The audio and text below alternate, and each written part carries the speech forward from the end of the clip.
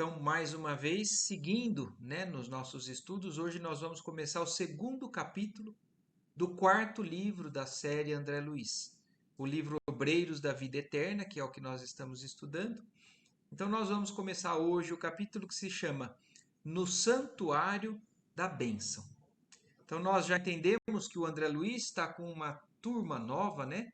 Um grupo de 4, sendo ele levado a uma palestra inicialmente no capítulo anterior, uma palestra maravilhosa do Metelo, né, aquele benfeitor, que conta a experiência dele, das dificuldades que ele teve também. E aí, depois dessa palestra, agora eles estão quase já partindo para esses trabalhos na crosta terrestre.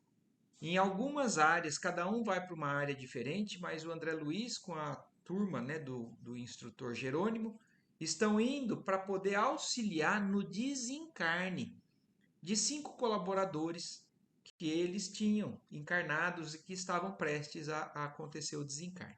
Só que antes de eles ainda partirem, esse capítulo no Santuário da Bênção mostra como o que a gente faz muitas vezes aqui, né? Nós temos nosso ambiente de estudo, de trabalho, de convívio, de família, nós temos instruções e nós temos os locais onde a gente vai se concentrar para fazer uma oração. Então, esse santuário da bênção é como se fosse um templo, mas direcionado ao recurso de receber vibrações, fluidos do mais alto para poder abençoar e seguir em viagem. Então nós vamos ver que interessante que é aqui. A diferença é que lá, no plano ali do nosso lar, todos os movimentos dos habitantes ali do nosso lar já vibram numa sintonia, como se fosse de um templo religioso, que é o que a gente vai lutar para que um dia se aconteça aqui na Terra também, né? Porque hoje existe uma diferença muito grande entre o nosso dia a dia e a nossa vibração, a nossa concentração quando a gente vai no centro espírita ou numa igreja.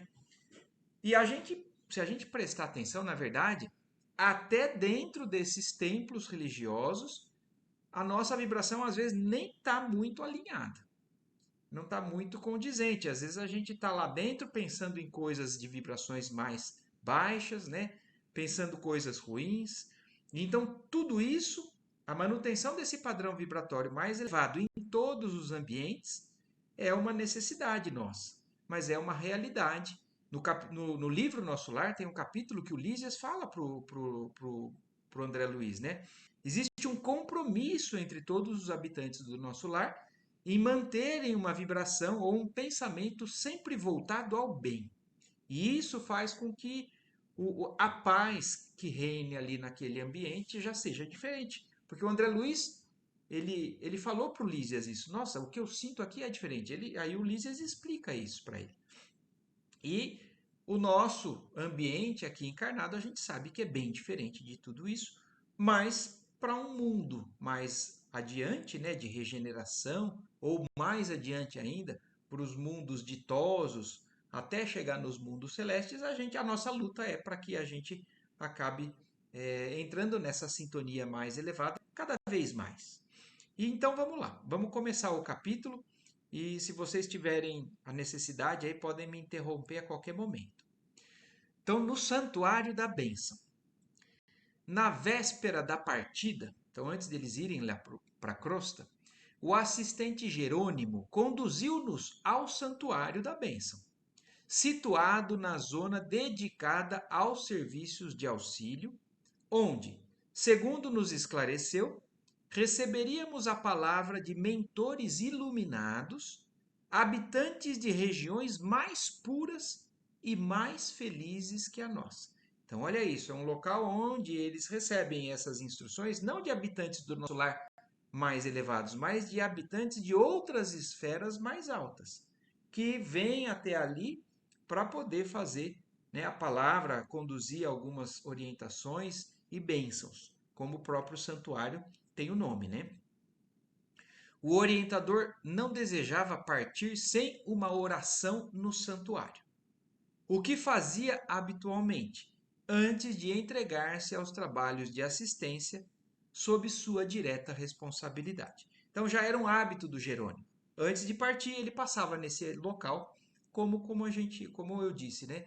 Às vezes a gente tem o hábito de, antes de fazer alguma coisa, ir à igreja, ou ir ao centro espírita, ou fazer uma oração mais concentrada, pedindo a bênção e a proteção para a viagem ou para a empreitada que nós teríamos, né? À tardinha, pois, em virtude do programa delineado, encontrávamos-nos todos em vastíssimo salão, singularmente disposto, onde grandes aparelhos elétricos se destacavam ao fundo, atraindo-nos a atenção. A reduzida assembleia era seleta e distinta. A administração da casa não recebia mais de 20 expedicionários de cada vez. Então, olha, aqui a gente já vê uma diferença. Um salão amplo, mas com uma assembleia reduzida, distinta, como ele fala. E olha essa orientação aqui, essa informação que o André Luiz nos traz. Então, é uma regra da casa. A administração da casa não recebia mais de 20 expedicionários de cada vez. Alguma razão existe para reduzir o número, né? E vamos entendendo. Em razão do preceito, então dessa determinação da casa, apenas 3 grupos de socorro, prestes a partirem a caminho das regiões inferiores, aproveitavam a oportunidade. Então, por conta dessa determinação, dessa regra do santuário da bênção, apenas 3 grupos somavam ali, então 20, né? Então o grupo do André Luiz talvez fosse um menor, mas por conta dessa imposição da casa. O conjunto de 12, presidido por uma irmã de porte venerável de nome Semprônia. Então, olha isso, existia um outro grupo com 12 integrantes. O do André Luiz, né, o do Jerônimo, com 4. Então, aí a gente imagina que o outro também tinha 4. Mas esse grupo de 12, que a responsável, né, era uma irmã de porte venerável, como ele fala, que se chamava Semprônia, que se consagraria ao amparo dos asilos de crianças desprotegidas. Então, olha isso, se o grupo do André Luiz partia com uma função, o dessa irmã partia justamente para amparo nas escolas, nas creches ou nos orfanatos, num ambiente onde crianças desprotegidas eram albergadas. O grupo chefiado por Nicanor, então um outro grupo, um assistente muito culto e digno, que se dedicaria por algum tempo à colaboração nas tarefas de assistência aos loucos de um antigo hospício. Então, olha isso. A gente começa a imaginar isso, né? A gente conhece esses lugares aqui. As creches, os orfanatos, os hospícios, os hospitais, as casas espíritas. Tudo isso é amparado por grupos que vêm preparados no mundo espiritual, abençoados e vêm trabalhar. São estes que fazem a assistência.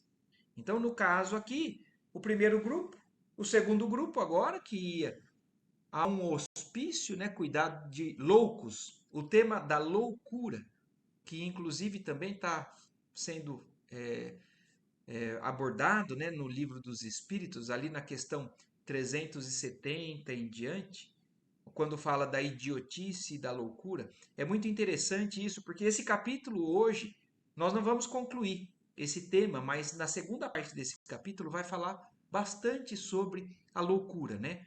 A patologia mais avançada de doenças da mente, né? De desequilíbrios da alma, do pensamento e da mente. Então, só para complementar que quem tiver interesse, no livro dos Espíritos tem as questões falando sobre a loucura, né? E os graus de demência mais leves também, né? Então, mas aqui falando, só citei isso porque eu acho muito interessante, porque nós vamos ver lá na frente desse capítulo. E nós outros, os companheiros encarregados de auxiliar alguns amigos em processo de desencarnação, perfazíamos o total de 20 entidades. Então, são os 3 grupos.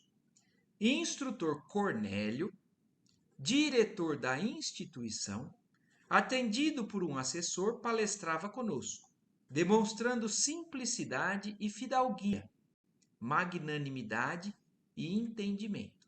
Então, esse instrutor Cornélio é o responsável, né, o diretor da instituição que se chama Santuário da Bênção. E era ele quem estava falando então com esse grupo agora. Logo de início, em nossa administração, explicava-nos, procuramos estabelecer o aproveitamento máximo do tempo com o mínimo de oportunidade. Para concretizar a providência, desde muito não recebemos indiscriminadamente os grupos socorristas. Então ele está começando a explicar para o André Luiz e o André Luiz aqui para nós o porquê de certas medidas que foram tomadas nesse local. Então é como ele começou ali falando, né? Para aproveitar o máximo de tempo com o mínimo de oportunidade. Então, os grupos que passam por ali passam esporadicamente e então, para que fosse proveitoso, porque imaginem isso, né? Naquele local eles recebem a visita de entidades que habitam esferas mais altas. Então não pode ser desorganizado, não pode ser subaproveitado. Não pode ser, talvez, com muita bagunça, muitas ideias, muita conversação. E a limitação do número é, de certa forma, por isso. Eu não sei se vocês se lembram, no livro Nosso Lar, quando fala daquela visita, da visita não, daquela palestra que a ministra veneranda vai fazer para aquele grupo enorme, naquele ambiente onde o André Luiz foi ter aquela oportunidade de ver ela falando. Foi muito curioso, isso me chamou a atenção naquele capítulo.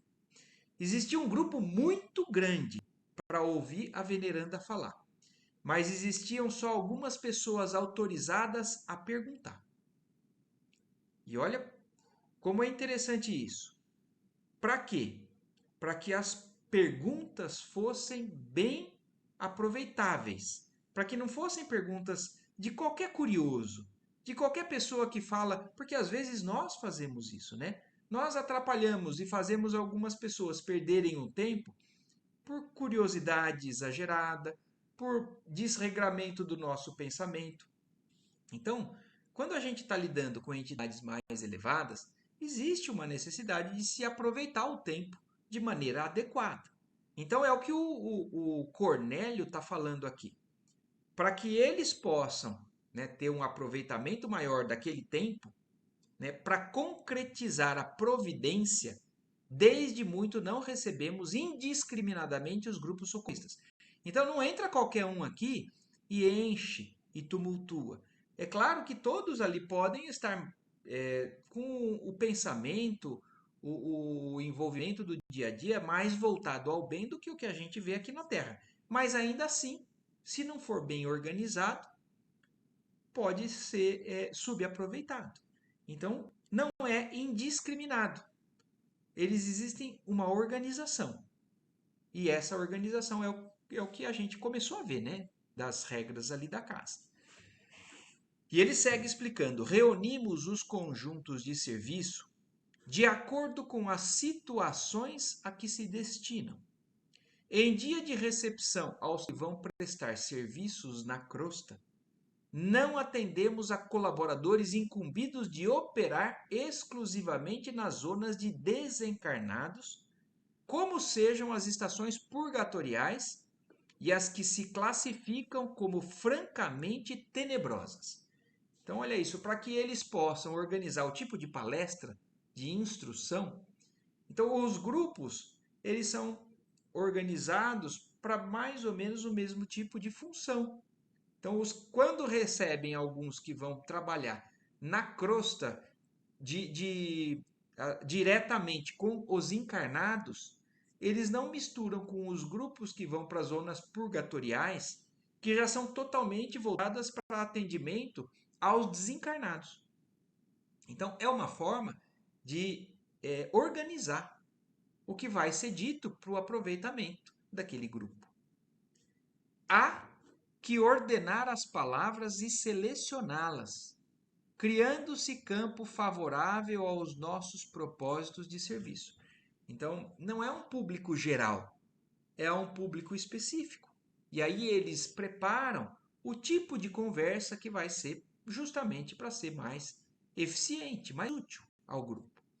A conversação cria o ambiente e coopera em definitivo para o êxito ou para a negação. Então, dependendo da conversa, né, às vezes o que vai ser dito ali, se não interessa para o grupo que está indo para outro lugar, acaba não sendo aproveitado e, como ele fala, essa conversação acaba colaborando para o insucesso, para a negação do que vai ser feito. Ou, se for bem direcionada, para o êxito. Então, a palestra que está sendo, a palavra que está sendo escolhida, preparada para aquele grupo. Além disso, como esta casa é consagrada ao auxílio sublime dos nossos governantes que habitam planos mais altos, não seria justo distrair a atenção, e sim consolidar bases espirituais, com todas as energias ao nosso alcance. Então, nós vimos também no livro passado, né, no Missionários da Luz, quantas vezes eles falaram da necessidade da vigilância, da vibração séria num ambiente mediúnico, por exemplo, num trabalho, na hora do passe, num trabalho de desobsessão, principalmente num trabalho de materialização. Eles falaram dos cuidados que tem que ter do padrão vibratório, tanto por parte dos que estão desencarnados ali, do mundo espiritual, como por parte dos encarnados que estão fazendo parte daquele ambiente mediúnico. E aqui é a mesma coisa. Então, se vem vindo habitantes desses planos mais elevados, não é justo distrair a atenção ou fazer com que esse padrão vibratório oscile ou esteja muito heterogêneo. Então, para isso, é necessário, né, consolidar bases com todas as energias ao nosso alcance. Então, concentração, vigilância, atenção, em que possam aqueles governantes lançar os recursos que buscamos. Compreendendo a extensão das tarefas por fazer e o respeito que devemos àqueles que nos ajudam, somos de parecer que precisamos sanar os velhos desequilíbrios das intromissões verbais desnecessárias e muitas vezes perturbadoras e dissolventes. Então, olha, isso me abre um campo tão grande de reflexão, porque é como eu falei, se nós prestarmos atenção, às vezes nós estamos assistindo a uma palestra, ou nós estamos na missa assistindo, seja lá qual ambiente religioso que qualquer um que esteja assistindo aqui faça parte, às vezes a gente está ali por obrigação, cheio de problemas e com um padrão vibratório totalmente diferente daquilo que a gente deveria estar quando está fazendo ali. Aqui, nesse momento, nesse ambiente, eles estão falando que eles já prezam por essa régua, né, que eles passam, essa seleção, para que não aconteça nenhum desequilíbrio, nenhuma pergunta inoportuna, desnecessária, para que seja bem aproveitada. A exemplo daquilo, como eu citei, no capítulo que fala da palestra da veneranda lá no livro do Nosso Lar. No primeiro livro, né? E aí ele falando isso, né? Enquanto lhe ouvíamos as ponderações, encantados, imprimiu ligeiro intervalo às sentenças esclarecedoras e continuou. Aliás, o profeta enunciou há muitos séculos que a palavra dita a seu tempo é maçã de ouro em cesto de prata. Então, olha isso, palavras de profetas, né, do Evangelho, falando justamente isso, né? A palavra dita no tempo certo, no momento oportuno, é uma maçã de ouro num cesto de prata. Quer dizer, é um tesouro espiritual que está sendo oferecido ali. Se estamos, portanto, verdadeiramente interessados na elevação, constitui-nos inalienável dever o conhecimento exato do valor tempo, estimando-lhe a preciosidade e definindo cada coisa e situação em lugar próprio, para que o Verbo, potência divina, seja em nossas ações o colaborador do Pai. A gente não para pensar na importância da palavra que está sendo dita. Às vezes a gente coloca também em nossas conversações diárias tanta coisa desnecessária, tanta coisa não enobrecedora, não elevadora, que não eleva, né? E, e isso é uma potência divina. A nossa capacidade de falar, de conversar, de consolar, de levar esperança. E às vezes a gente, na nossa conversação, coloca um tipo, né, de vibração de totalmente desnecessário e muitas vezes até prejudicial. Sorrimos satisfeitos.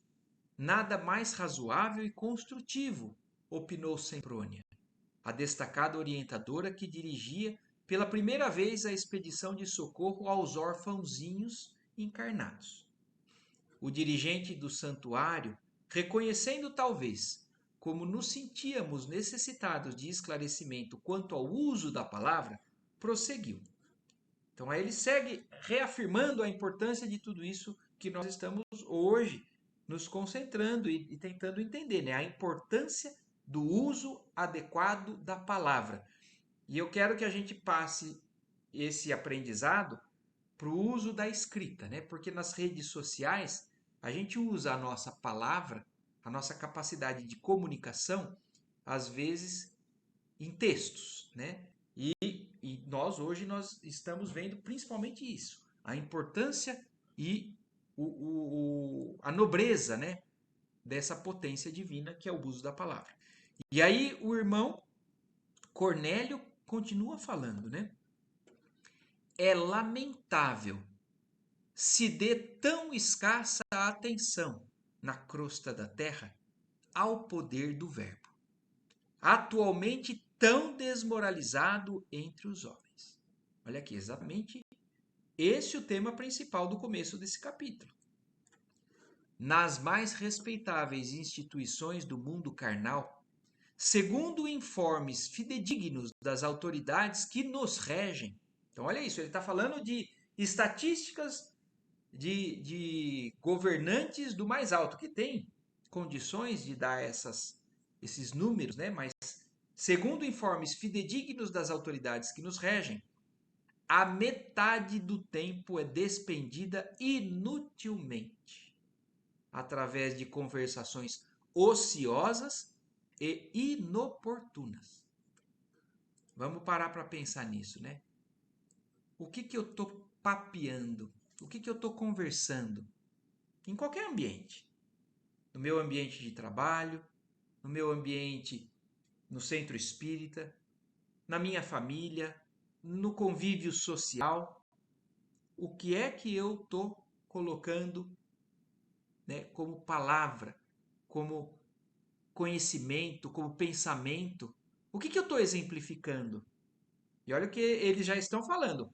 Nós, aqui, mais da metade do tempo é despendido o uso da palavra inutilmente, com conversações ociosas e inoportunas. Isso referindo-nos somente às mais respeitáveis. Olha isso. Ele está falando que essa estatística de metade é, como ele está falando aqui, ó, nas instituições respeitáveis do mundo carnal. Então ele não está falando de qualquer ambiente, não está falando de um barzinho, não está falando do clube. Ele está falando de instituições respeitáveis. Metade é gasto com conversas inúteis e às vezes inoportunas. Olha lá, e ele reforça. Isso referimos-nos somente às mais respeitáveis. Imaginem o que não é em ambientes menos respeitosos. E eu imagino que aqui ele está falando de, de, de ambientes onde deveria ter uma conversação mais proveitosa, o subaproveitamento desse tempo. Porque tem ambientes, é claro, que nem passa perto uma conversação mais digna, uma conversação mais iluminada, uma conversação mais evangelizada. Né? Existem ambientes que nem passam perto isso. Nós estamos aqui com uma amostragem que ele está falando dentro dos ambientes que se espera, talvez, uma conversa mais voltada para o aproveitamento, o ensino, a iluminação com a palavra, metade é desperdiçado. Não se precatam nossos irmãos em humanidade de que o Verbo está criando imagens vivas, que se desenvolvem no terreno mental a que são projetadas, produzindo consequências boas ou más, segundo a sua origem. Então, olha isso. A gente não para pensar que toda conversa é criação viva, que acaba estimulando, induzindo o outro lado de quem está na conversa a levar esse pensamento, essa ideia para casa, levar adiante. Então, opiniões que são muitas vezes menos dignas, nós estamos levando adiante, passando uma ideia completamente distorcida do que é o cristianismo, do que o Cristo nos ensinou, mas nós muitas vezes invigilantes estamos fazendo com que isso siga adiante, né? Essas formas naturalmente vivem e proliferam. Então, olha isso, o verbo criando imagens vivas e essas formas vivem e proliferam, considerando-se a inferioridade dos desejos e aspirações das criaturas humanas, semelhantes criações temporárias não se destinam senão a serviços destruidores através de atritos formidáveis, se bem que invisíveis. Então, apesar da gente achar que aquilo não tem tanta importância, não é só conversas bobas, né? Aquilo são induções, conduções muitas vezes das vidas ainda não tão firmes no evangelho a se desviarem completamente do caminho, partindo também, como ele fala, né, para voltar o pensamento para esses desejos e aspirações menos elevados da criatura terrestre. Notava-se claramente o interesse que suas definições despertavam nos ouvintes. Em seguida, a uma pausa mais longa, tornou cuidadoso. Toda conversação prepara acontecimentos de conformidade com a sua natureza. Olha, essa frase é impactante, né? Toda conversação prepara acontecimento de conformidade com a natureza. Qual é a natureza da minha conversa? É de irritação? É de revolta? É de amargor? Ou é de paz, de bênção, de bondade, de perdão? Mas toda conversação prepara um acontecimento, porque eu vou estar desencadeando uma ideia e essa ideia vai um dia se consolidar.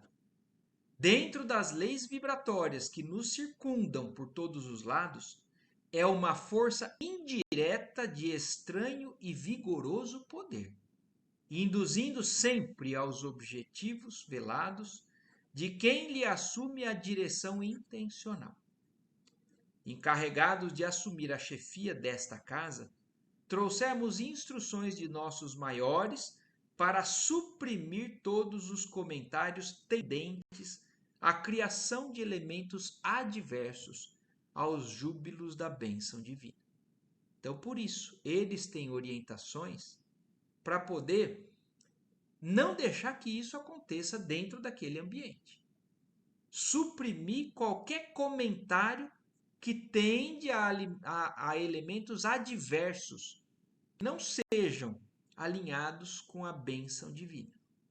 É por isso que, graças ao amor providencial de Jesus, temos conseguido a manutenção de um instituto em que os nossos mentores de mais alto se fazem sentir.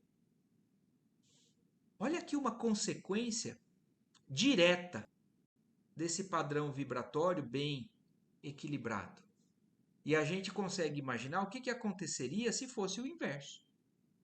Então, olha aqui, ó. Por que eles conseguem a manutenção de entidades dos planos mais elevados ali? Por que essas entidades são percebidas, são sentidas ali? Porque eles cuidam desse padrão vibratório, eles higienizam o padrão vibratório do pensamento e do sentimento de todos ali dentro.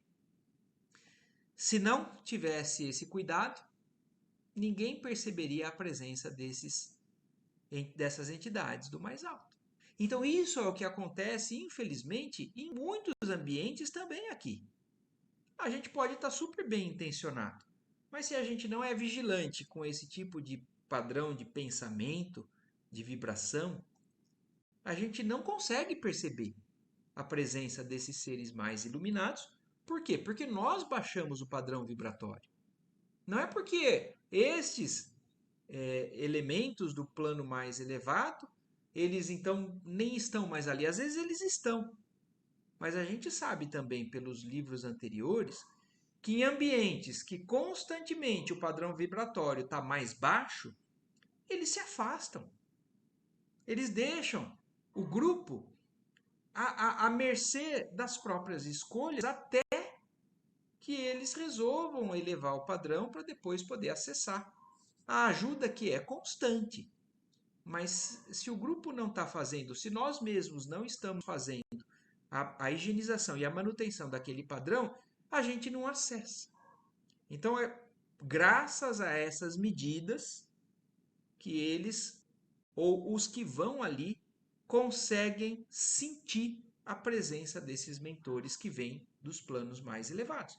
Então, olha como é delicado o assunto, né?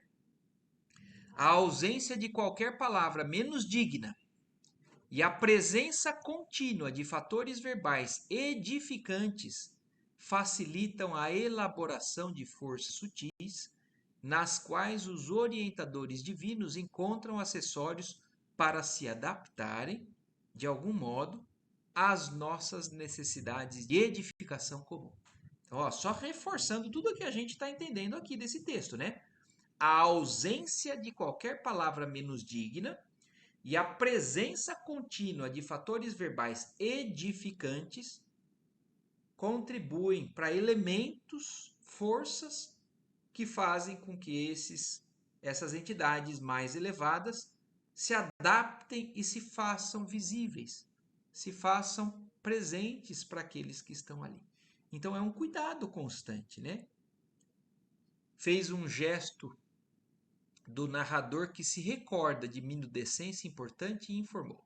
Então, depois que ele falou aquilo, ele ainda fez como se lembrasse de algo importante a dizer e falou: encetando nosso trabalho modesto, fomos defrontados por reações apreciáveis.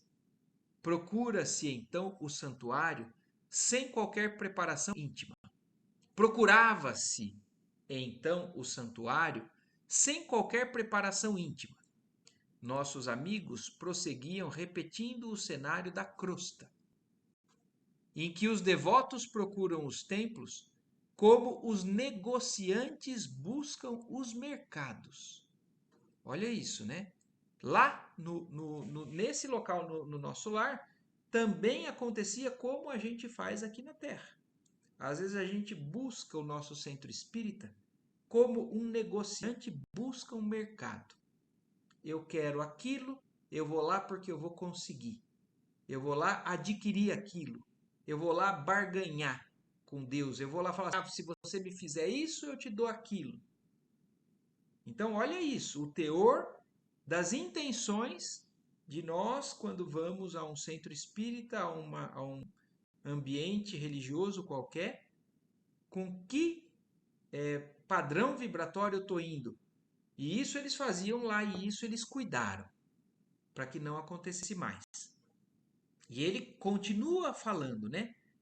Devíamos administrar dons espirituais como quem dirige um armazém de vantagens fáceis ao personalismo inferior.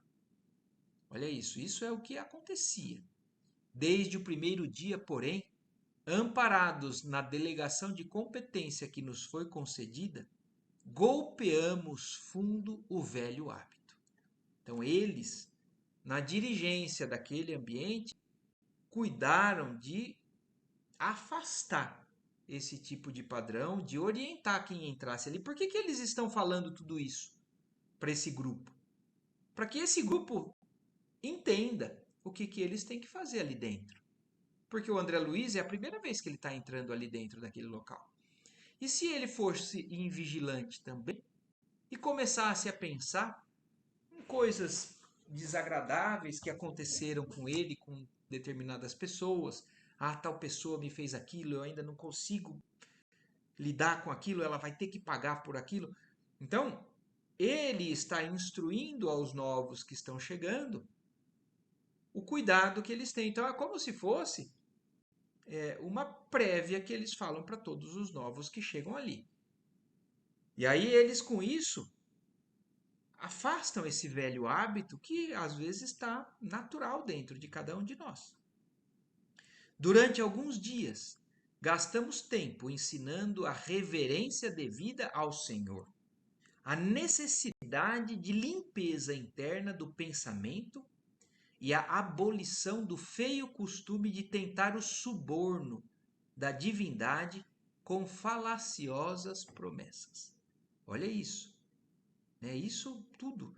Então, às vezes nós ou algumas pessoas vão ao local religioso querendo subornar Deus, prometendo coisas para que Deus faça a vontade dele, né? Da pessoa que está pedindo. E no Pai Nosso a gente aprende que seja feita a vossa vontade. E a gente se esquece disso e constantemente a gente coloca nas nossas orações que Deus faça a minha vontade, porque se você não fizer assim, aí eu não vou mais te seguir. Aí então eu vou me revoltar, vou seguir por outro caminho. Então, esse é um mantra, pelo jeito, de todos ali que trabalham naquele local, né? Mostrando a reverência que devemos ter ao Pai, a abolição desse feio costume de subornar, de barganhar com Deus e da limpeza interna do nosso pensamento para manter um padrão vibratório elevado, né? O cuidado, né? O domar o pensamento ali dentro. E isso serve de ensinamento para todos nós, em todos os dias da nossa vida, né? E quando sentimos conscienciosamente que as lições estavam findas, iniciamos a aplicação de medidas retificadoras. Registros vibratórios foram instalados, assinalando a natureza das palavras em movimento. Então, olha isso, eles começaram a prestar atenção no que eles estavam conseguindo com aquelas medidas, né? Desde aí foi muito fácil identificar os infratores e barrar-lhes a entrada na câmara de iluminação, onde realizamos nossas preces. Então, olha isso. Eles têm como se fosse, o padrão lá já é tão elevado e eles têm sensores. Eu acho que a gente pode tentar imaginar como sendo assim, né? Sensores que detectam as pessoas que não estão sintonizadas com esse padrão que eles precisam, e aí eles não deixam essas pessoas entrarem nessa câmara de iluminação que é onde eles fazem as preces. Então, só vai entrar quem tiver um padrão vibratório adequado, condizente com o nível dali de dentro. Eu acho que também é fácil a gente imaginar isso, porque a gente já entende um pouco do que é o plano espiritual, o desencarne. O nosso espírito vai para onde? Para o nível vibratório que a gente está constantemente vibrando. Então lá é um ambiente selecionado. Só que no mundo espiritual existem, eu acho, variações pequenas, que podem também ali naquele meio atrapalhar ou beneficiar o ambiente. E ali nesse local, eles têm uma sintonia, uma necessidade, né, de averiguação fina desse padrão vibratório e eles falam, você não está conseguindo o que nós estamos precisando, então você não vai poder entrar ali.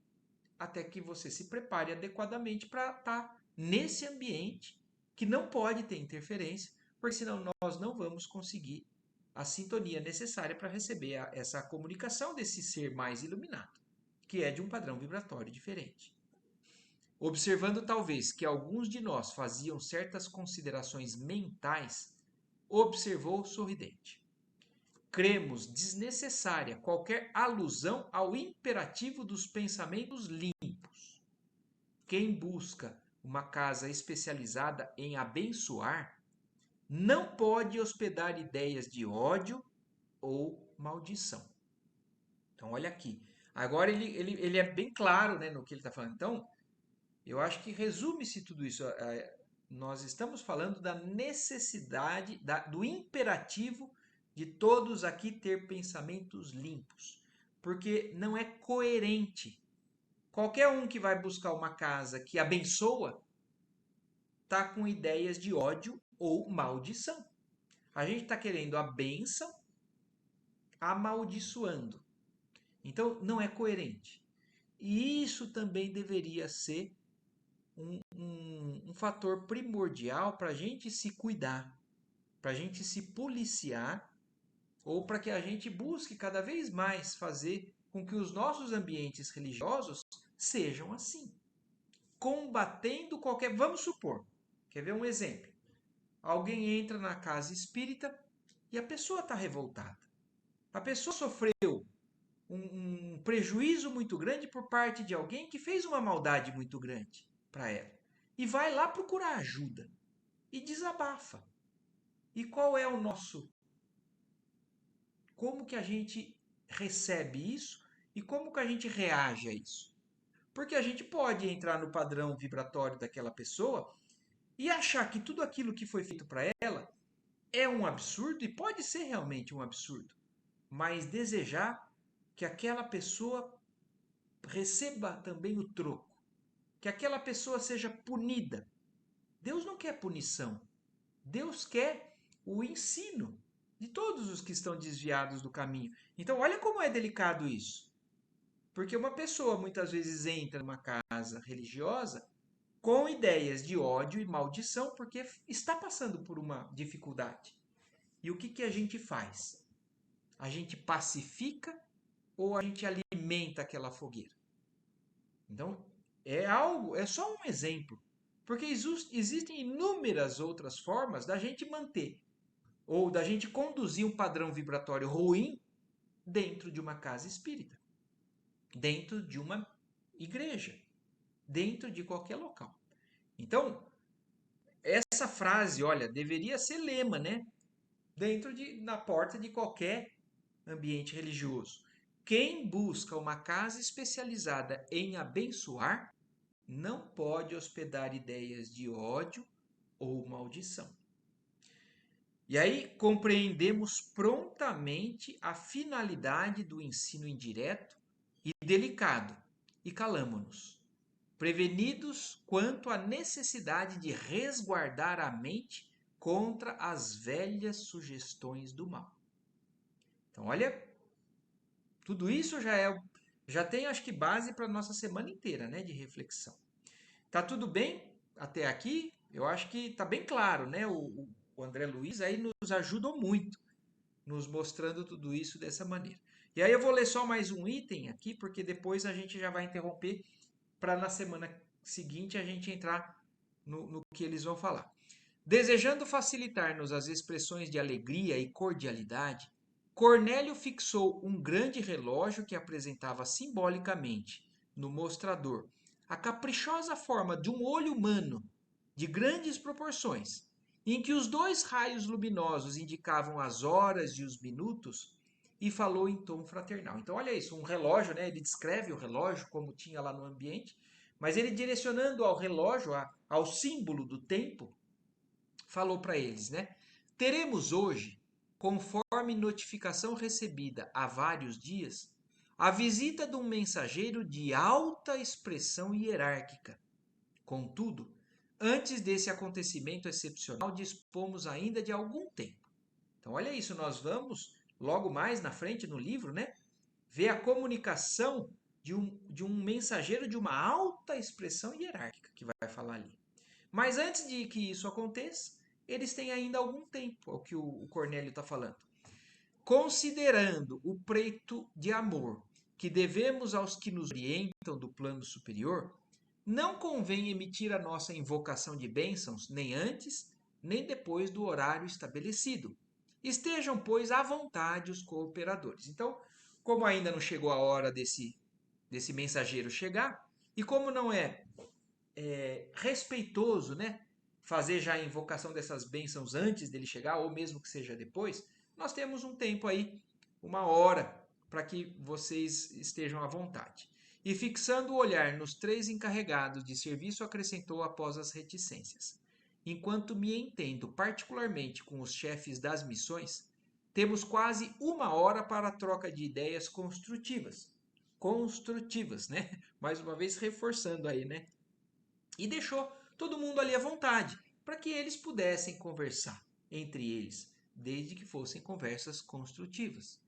Cornélio passou a dirigir-se de modo confidencial aos nossos orientadores, e fracionados em grupinhos diversos, entabulamos conversações amigas.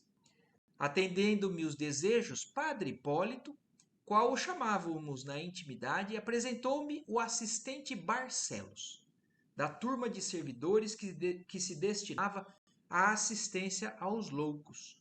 Por isso que eu falei, né? No final do capítulo nós vamos ter um assunto bem envolvente falando da loucura, né, espiritual.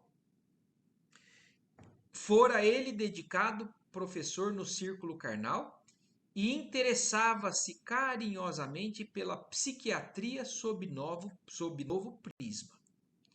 Acolheu-me com fidalgo tratamento e, após as primeiras saudações, perguntou bondoso: é a primeira vez que integra uma expedição socorrista?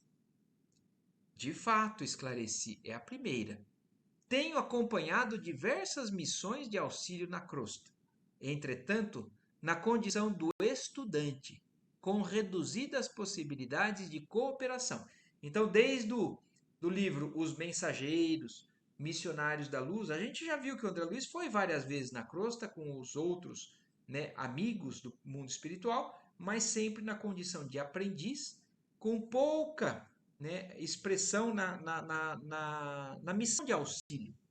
Então, é a primeira vez que o André Luiz está indo como um missionário de auxílio num grupo que está indo especificamente para auxiliar.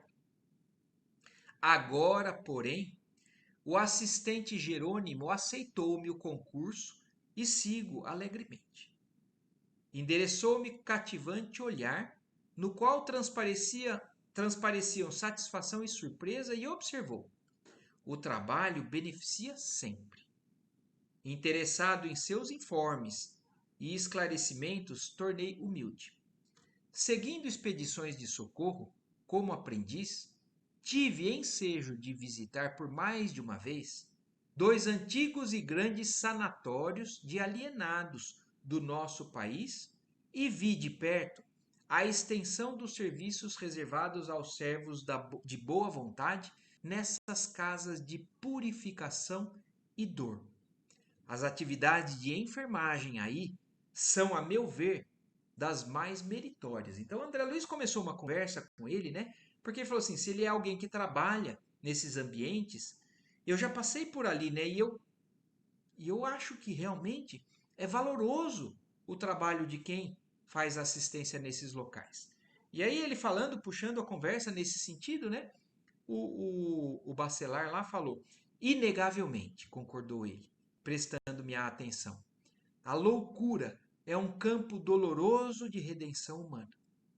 Tenho motivos particulares para consagrar-me a esse setor da medicina espiritual e asseguro-lhe que dificilmente encontraríamos noutra parte tantos dramas angustiosos e problemas tão complexos. E aí o André Luiz segue, né, na conversa. E tem colhido muitos frutos novos decorrentes do seu esforço? Perguntei curioso. Sim, venho arquivando confortadoras ilações nesse sentido, concluindo que, com exceção de raríssimos casos, todas as anomalias de ordem mental se derivam dos desequilíbrios da alma. Então, olha isso agora, porque ele, mesmo que já trabalhasse nesse setor, está cada vez mais indo trabalhar nisso. Ele continua sempre aprendendo. Todos nós aprendemos cada vez mais quando a gente se dedica a um trabalho em qualquer setor, né? Mas olha o que ele fala. Com a experiência que ele vem adquirindo, né? E pensando, refletindo, ele vem concluindo que com raríssimos casos, todas as anomalias de ordem mental se derivam dos desequilíbrios da alma, da própria alma. Estamos longe de contar com um número suficiente de servidores treinados para socorrer eficazmente os encarcerados na cadeia das obsessões terríveis e amargurosas. Olha que interessante isso também que ele está falando. Não existem desencarnados ou irmãos no mundo espiritual em número suficiente para socorrer os coitados que estão presos nessas cadeias de obsessões terríveis e amargurosas no mundo dos encarnados. Isso, é claro, que ele está falando é um livro que foi escrito no século passado. Então, hoje, essa situação pode estar diferente. Podem estar sendo habilitados cada vez mais ou despertando mais pessoas para cuidar nesse sentido, ou não. Ou pode ser pior o panorama. Como o índice de loucura, de desequilíbrio mental, às vezes vem até aumentando no mundo. Principalmente, a gente tem que considerar o momento que a humanidade passou da pandemia, né, em que muitas pessoas não conseguiram se manter na fé, inabalável, apesar das dificuldades, e se desequilibraram totalmente no campo do medo, no campo, né, da instabilidade, e partiram para o desequilíbrio dessa sanidade mental. E hoje, como é que está o auxílio a esses desequilibrados? Não estou falando, eu estou citando o exemplo da pandemia porque foi um fator agravante. Mas a gente sabe que a insanidade mental, os desequilíbrios da alma, como ele citou ali como causa, eles são em todos os setores da nossa vida, né? Dos nossos sentimentos, das nossas tendências boas ou ruins, né? E olha, ele continua falando. É tão grande a quantidade de doentes nesse particular que não sobra outro recurso além da resignação. Olha isso. A resignação como sendo o recurso indispensável para a cura dessas doenças, desses desequilíbrios mentais, da loucura e outros desequilíbrios, né? A loucura como sendo talvez o auge. Nós vamos entender isso mais adiante. Mas ele chega a essa conclusão. A quantidade é tão grande que só a resignação é capaz de abrir portas, né, para soluções para esse monte de problema que ali na humanidade a gente enfrenta. Continuamos desse modo a atender superficialmente, esperando acima de tudo a providência divina. Nos casos de perseguição sistemática das entidades vingativas e cruéis do plano inacessível às percepções do homem vulgar, temos invariavelmente uma tragédia iniciada no presente com a imprevidência dos interessados ou que vem do pretérito próximo ou remoto.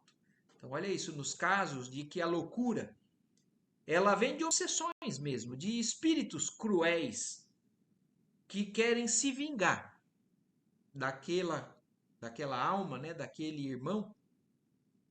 E aquilo se originou onde? De alguma atitude imprevidente do obsidiado, no pretérito ou no presente, né? No pretérito próximo ou remoto. Então pode estar a causa nessa vida ou numa vida passada.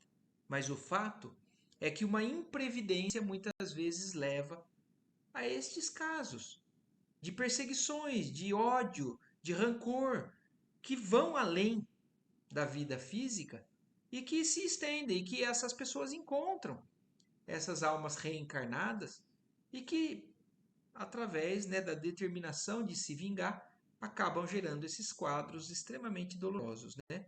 Através de pesados compromissos assumidos por essa imprevidência. Se os psiquiatras modernos penetrassem o segredo de semelhantes fatos, porque isso é uma grande verdade, né? Nós temos um pouco do conhecimento já dessas causas, dessas loucuras que vêm de vidas passadas ou de ambientes espirituais. Mas muitos dos psiquiatras não têm conhecimento disso. Alguns já têm. Existem psiquiatras espíritas que são realmente uma bênção para a psiquiatria hoje no mundo. Mas, como ele fala, se os psiquiatras daquela época penetrassem o segredo de semelhantes fatos, iniciariam a aplicação de nova terapêutica à base dos sentimentos cristãos, antes de qualquer recurso à harmonioterapia e à eletricidade. Hormonioterapia e a eletricidade, que eram os recursos mais empregados naquela época. Aplicar remédio, hormônio, para poder tentar cuidar daquele desequilíbrio, ou terapia de choque.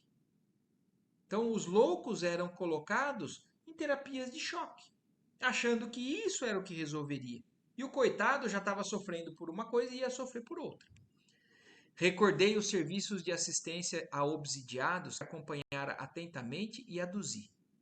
Examinei de viso alguns casos torturantes de obsessão e possessão que me impressionaram sobremaneira pela quase completa ligação mental entre os verdugos e as vítimas.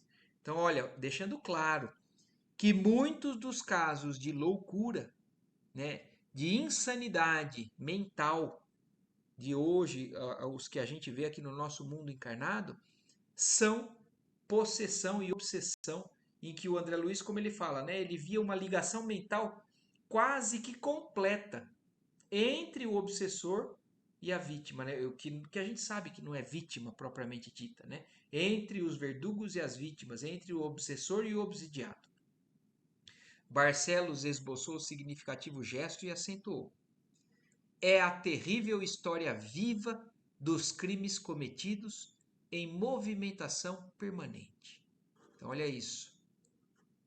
Crimes cometidos e a história viva que segue. Desencarnando ou não, nós somos todos responsáveis por tudo aquilo que nós fazemos. Os cúmplices e personagens desses dramas silenciosos e muita vez ignorados por outros homens, antecedendo os comparsas no caminho da morte, tornam amedrontados aos convívios dos seus, em face das sinistras consequências com que se defrontam além do túmulo. Então, olha isso. Às vezes, grupos de criminosos, comparsas e cúmplices que antecedem, né, a morte, acabam então daquele grupo, vamos supor, um mandatário de um crime que arrebanhou outras pessoas e foram comparsas dele ali. E alguns morreram. Aqueles por medo, amedrontados, voltam ao convívio dos seus em face das consequências que se defrontam além do túmulo. Quer dizer, pelos atos criminosos, quando morrem, se encontram do lado de lá com paisagens tenebrosas. E alguns conseguem escapar e voltam para onde? Ao lado daqueles que ainda estão encarnados e que eram parceiros deles. Então, olha como isso facilita muitas vezes aí graus de loucura, ou conduzem certas pessoas criminosas a um determinado grau de loucura. Agarram-se instintivamente à organização magnética dos companheiros encarnados ainda na crosta, viciando-lhes os centros de força relaxando-lhes os nervos e abreviando o processo de extinção do tônus vital, porque tem sede das mesmas companhias, juntos às quais se lançam em pleno abismo. Exibem sempre quadros tristes e escuros, onde se destaca a piedade de muitas almas redimidas que tornam do alto incompassivos gestos de intercessão e socorro urgente. Então, olha isso, são muitas vezes as descrições de pessoas que começam a entrar num quadro de loucura. Eu tô vendo tal pessoa e ele tá. É como se fosse um fantasma, como se fosse um monstro. Tá vindo do inferno, parece, e querendo a minha presença ou querendo cobrar algo de mim. São quadros que as pessoas. Aí, quem não entende isso, né, fala assim: tá louco. Tá falando que tá vendo monstro. Tá falando que tá vendo a pessoa que já morreu. E nada mais é do que exatamente isso que o Bachelard descreveu aqui pra gente. Imprimiu as considerações ligeira pausa e prosseguiu. Entretanto, observo na atualidade especialmente outro campo alusivo ao assunto. Antes de minha volta ao plano espiritual, faminto de novas informações referentes ao psiquismo da personalidade humana, examinei atento a doutrina de Freud, né? Freud. Impressionado com as variações psicológicas dos caracteres juvenis, sob minha observação direta, e apaixonado pela solução dos profundos enigmas que envolvem a criatura terrestre, encontrei na psicanálise um mundo novo. Então, ele, como apaixonado ou uma pessoa que tinha interesse realmente em ajudar esses que estavam por esses caminhos dolorosos, ele foi atrás de estudar a psicanálise e encontrou algumas respostas, né? Todavia, por mais que eu estudasse a prodigiosa coleção dos efeitos, jamais alcancei a tranquilidade completa na investigação das causas. Então, a psicanálise consegue encontrar a explicação das consequências, o que isso, aonde vai dar, mas nunca encontrou a verdadeira causa. E no mundo espiritual, no espiritismo se encontra, né? No círculo dos fenômenos em exame. Discípulo espontâneo e distante do eminente professor de Friedberg, somente aqui pude reconhecer os elos que lhe faltam ao sistema de positivação das origens de psicoses e desequilíbrios diversos. Então, isso é algo que ainda falta na psicologia, na psicanálise humana. O complemento dessas causas que vêm do mundo espiritual ou de existências passadas. Os complexos de inferioridade, o recalque, a libido, as emersões do subconsciente não constituem fatores adquiridos no curto espaço de uma existência terrestre, e sim característicos da personalidade egressa das experiências passadas. A subconsciência é, de fato, o porão dilatado de nossas lembranças, o repositório das emoções e desejos, impulsos e tendências que não se projetaram na tela das realizações imediatas. Então, são todas tendências trazidas do passado, todas coisas que não acontecem numa única existência.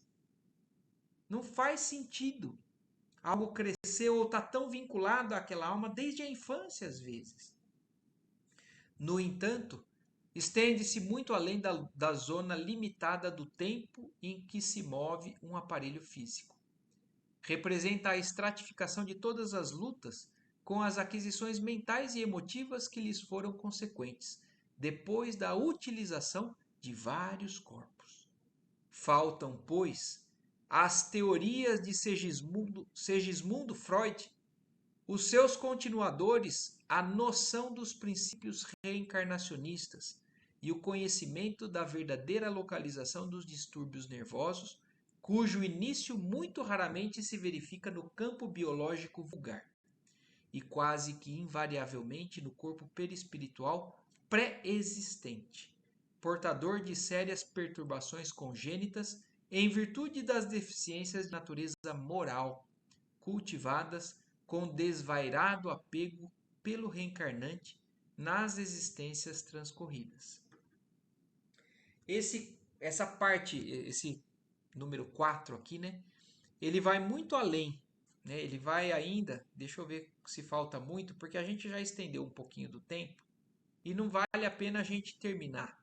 Eu acho que vale a pena a gente refletir no que está sendo dito e retomar um pouquinho na próxima semana, que a gente vai continuar, que talvez não seja na semana, no domingo que vem, mas é um campo que a gente já consegue entender que, sendo nós, quem não é psicólogo, quem não tem conhecimento mais profundo da psicologia ou da psicanálise, fica até um pouco perdido com relação a determinadas teorias, né, algumas coisas, que por outro lado, para quem tem esse conhecimento, esse capítulo, ou o espiritismo, abre portas que vão assim muito além. Então, a gente imagina que isso é de uma riqueza tão grande para quem trabalha nessa área, que deveria realmente ser cada vez mais divulgada, cada vez mais estendida, para que isso se torne um benefício. Algumas pessoas ainda não têm a abertura para isso, mas muitos psicólogos, né, a gente tem no meio espírita psicólogos e psiquiatras renomados e que são excelentes, né, palestrantes, inclusive hoje do Espiritismo Nacional. Então no YouTube, inclusive, a gente encontra vários que a gente poderia depois procurar, pesquisar e ir atrás se quisesse aprofundar nesses temas. Mas é o tema do capítulo de hoje, que mostra a importância para a gente do policiar, né, do pensamento, da vigilância com relação a uma série de atitudes, e a gente acabar tendo cuidado, né, com as nossas tendências que a gente traz de vidas passadas, porque isso são o que potencializa as nossas, os nossos desvarios dessa encarnação. Então eu acho que é um capítulo que abre muita coisa para a gente pensar. E eu vou parar no meio aqui dessa parte, porque eu acho que realmente a gente tem que ir com calma, porque senão a gente se perde no conteúdo e a gente não vai conseguir concluir o pensamento nesse de hoje. Certo? Eu não sei se tem alguma coisa que tenha ficado muito difícil de entender, alguma dúvida ou alguma observação que alguém queira fazer, ou a gente vai ter que retomar um pouquinho esse texto na próxima vez, para depois continuar. É. Eu já falei para você que desde a semana passada sobre aquela loucura que nós Sim. começamos, Sim. e depois com esse estudo que está tendo agora, eu estou pensando aqui, somando tudo aqui, porque depois tem a continuação daquele capítulo, aí vamos chegar. Aí nós vamos A aprofundando. discussão, E certo? completando também, como eu falei, com as questões que tem no livro dos Espíritos falando sobre a loucura. Né? Você sabe que eu tenho dificuldade, Deixa né? eu até Mas abrir aqui, ó, para quem quiser, rapidinho. Eu vou aqui no livro dos Espíritos, só para a gente achar o número das questões que fala sobre. Aqui, ó. Retorno à vida corporal. Idiotismo e loucura. Das isso. questões 371 a 378. Então, da 375 a 378 fala um pouco sobre a loucura. E antes disso são as questões sobre o idiotismo, que na verdade como a gente falou no estudo, né?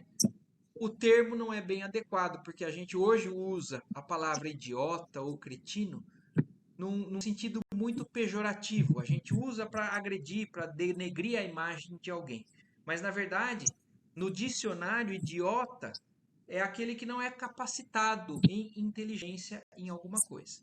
Então, a mesma coisa é o cretino. Então, o Kardec, quando faz algumas perguntas aos espíritos, ele pergunta da cretinice, do idiotismo. O termo se refere às pessoas com deficiências mentais. né? Então, é sobre isso que falam essas questões, e é com essa visão sobre o significado correto da palavra que a gente tem que ler essas questões e interpretar também as respostas, mas está aqui dentro desse capítulo, dessas questões. Certo? Certo. Perfeito. Alguma coisa, José, Lela, Eva, Gandolf? Não, tudo certo. Perfeito, Marcos. Tudo ótimo. Foi muito elucidativo o estudo de hoje, a leitura de hoje, foi muito abrangente. Para mim, particularmente, chegou num momento muito legal da minha vida, me envolveu bastante em situações que eu estou passando, e foi muito bom mesmo, viu? Que Foi bom, assim, graças a Deus, José. Isso foi é muito útil, assim, esse um alinhamento, nosso sabe? convívio é útil para todos nós. É verdade. Foi um alinhamento, assim, que é o que eu sempre falo, nada acontece por acaso, né? Eu nem te conhecia, de repente vim conhecer o Augusto, a Paloma, de repente cruzou as linhas, de repente você está falando um monte de coisa aí que veio exatamente me dar uma claridade. Então, é isso daí, né, meu? Acho É que isso aí. tudo tem um sentido na vida, né? Agradecemos só a Deus por toda essa organização que o plano divino faz por nós, né? Nos conduz É isso realmente. mesmo, Que a gente é tem que isso estar mesmo. cada vez mais aberto a essas conduções, né? Perfeito, é isso mesmo. Joia. É muito joia, ótimo. Beleza. Eva, Uhum. Tudo certo. então tá joia. Então tá bom. Gandolf, a todos, boa noite. Agradecemos a Deus mais uma vez pela oportunidade de estar aqui junto. Tenham uma ótima semana todos. Até a próxima. Boa noite, boa semana. Obrigada, Marcos.